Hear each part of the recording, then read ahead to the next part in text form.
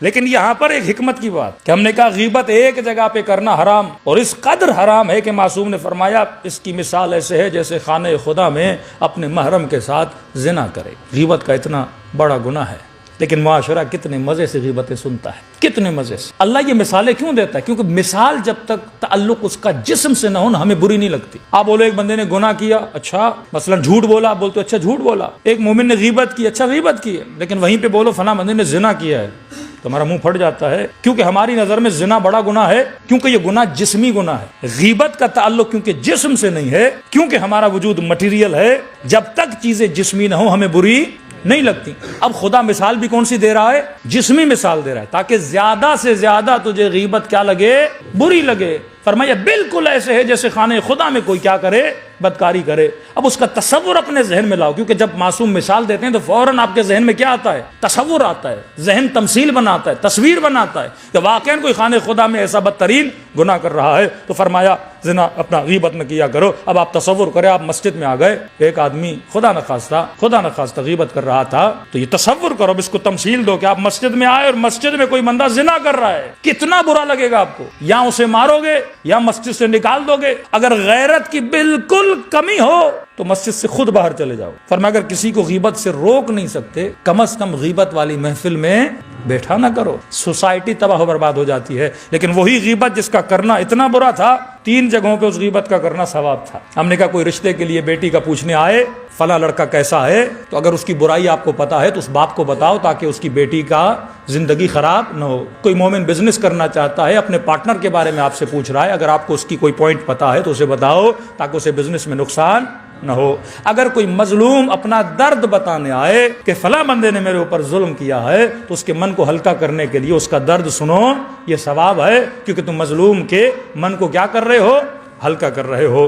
اسی طرح معاف کرنا بہت بڑا ثواب ہے، لیکن فرمایا 3 جگہوں پہ معاف نہ کیا کرو، 3 جگہوں پہ معاف نہ کیا کرو۔ معاف کرنا بڑا ثواب ہے۔ کس کو معاف نہ کروں؟ فرمایا العفو للمقر لا للمصر۔ معافی مقر کے لیے ہے، مصر کے لیے نہیں ہے۔ معافی کس کے لیے ہے؟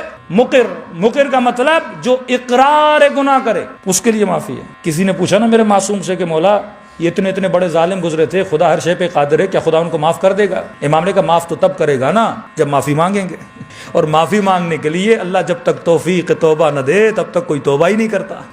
تو خدا ایسے بدبختوں کو توفیق کہاں دے گا کہ وہ معافی مانگے؟ العفو للمقر، معافی کس کے لیے ہے؟ مقر کے لیے۔ ایک بندے نے آپ کے پیسے کھائیں، کہہ رہا جناب معاف کر دو، مجھ سے غلطی ہو گئی، غریب آدمی ہوں، پیسے دینے کے لیے نہیں ہے، جب ہوئے تو میں آپ کو دے دوں گا۔ کسی نے غصے میں آپ کو گالی آ کر دی اور کہہ رہا ہے مجھے معاف کر دیں، میں غصے میں تھا، میرا بی پی ہائی ہو گیا، میں نے 4 لوگوں کے سامنے آپ کی بے احترامی کی، مجھے معاف کر دیں۔ یہ مقر ہے، آ کے آپ کو معافی کا اظہار کر رہا ہے کہ مجھے معاف کر دو۔ فرمایا ایسے بندے کو معاف کر دو۔ لیکن لا للمصر، توہین بھی کرے اور معافی بھی نہ مانگے، مال بھی کھائے، ہٹ دھرمی بھی دکھائے، پیسے بھی کھائے اور کہے اب لے کے دکھا مجھ سے، فرمایا اسے معاف نہ کرو، اسے ایسا سبق سکھاؤ کہ آگے کسی اور کے پیسے نہ کھائے۔ لوگوں کے سامنے گالی بھی دے اور بولے جا تو دیکھ میں کیا کرنے والا ہے تو میرا، میں اور بھی تجھے گالیاں دوں گا۔ کہا یہ مقر ہے، یعنی گناہ بھی کرے اور اوپر اپنے گناہ پہ اترائے بھی، ایک تو چوری اوپر سے سینہ زوری۔ ایسے بندے کو معاف نہ کرو۔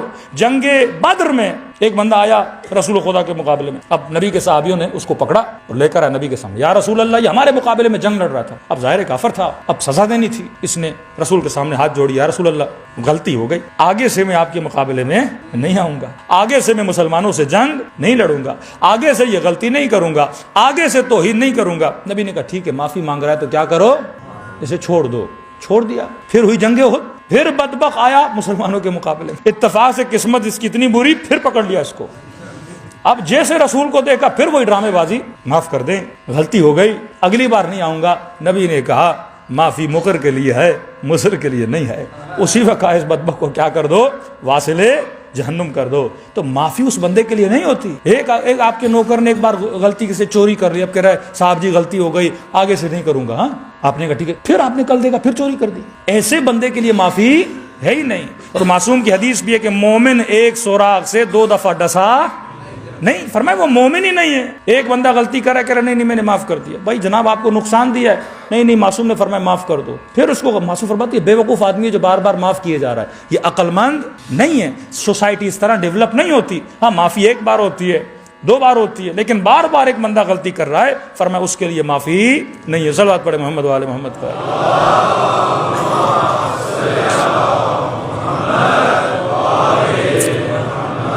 دوسرا فرمایا مقر کے لیے معافی ہے، مصر کے لیے معافی نہیں۔ دوسرا فرمایا جو وہن مذہب کرے، سلمان رشدی ایسے بندے کے لیے معافی نہیں ہے۔ جو توہین مکتب کرے، جو شاعر کی توہین کرے، جو علماء کی توہین کرے، اس کے لیے معافی نہیں ہے۔ یہ بازار آپ کے پاکستان میں بڑا گرم ہے، کبھی ولی فقی کی توہین، کبھی مراجع کی توہین۔ فرمایا اس گناہ کی معافی اس میں بھی اگر مقر ہو تو صحیح ہے۔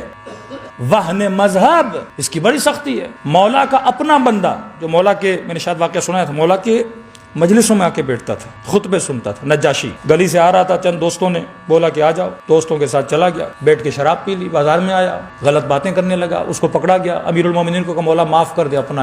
امام فرماتے نہیں، جو مذہب کی توہین کرے، جو حکم الہی کی توہین کرے، میں علی اس کے معافی نہیں دے سکتا۔ عدالت علی اس میں بڑی سخت ہے۔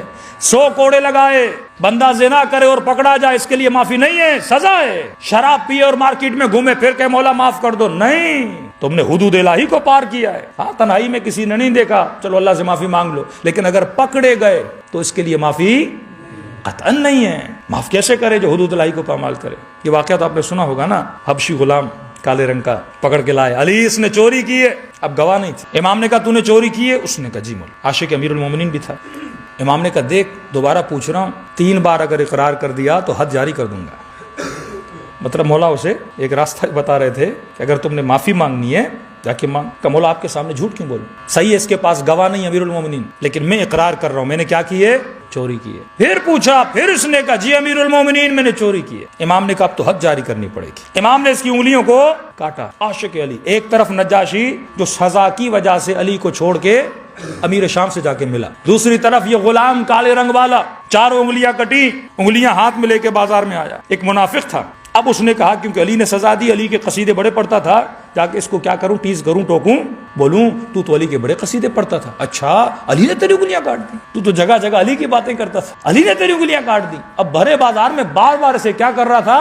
تانے دے رہا تھا کہ علی نے تیری انگلیاں کاٹی، علی کے قصیدے۔ اسی وقت اس نے انگلیاں ہاتھ پہ اٹھائیں اور پھر مولا کی شان میں قصیدہ پڑھنا شروع کر دیا۔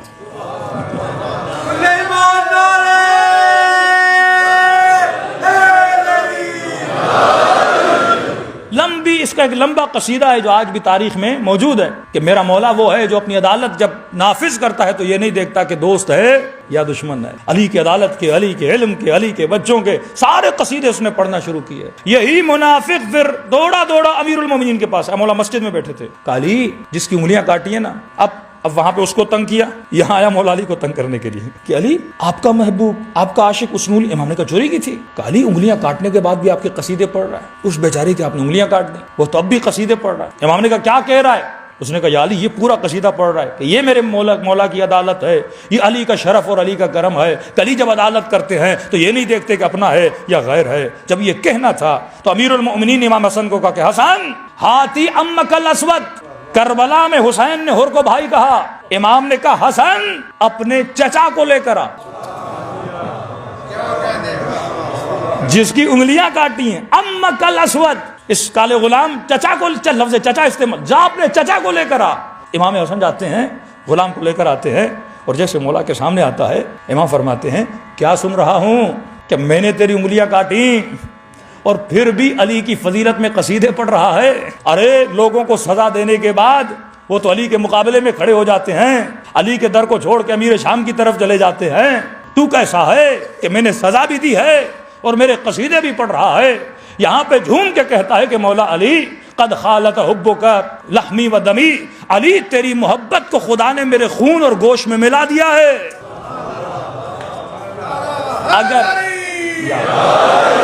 اگر بدن کے ٹکڑے ٹکڑے بھی کر دو میں تجھے چھوڑنے کے لیے تیار نہیں ہوں۔ امام نے کہا سزا سنا دی، اب آ محبت کا ہدیہ تجھے عطا کروں۔ کہتا ہے انگلیاں آگے لے کر آ، جیسے انگلیاں آگے لے کر آیا، علی نے لعاب دہن سے ہاتھ اس کے ہاتھ پہ پھیرا اور جیسے ہاتھ ہٹا جیسے انگلیاں کبھی کٹی ہی نہیں تھیں۔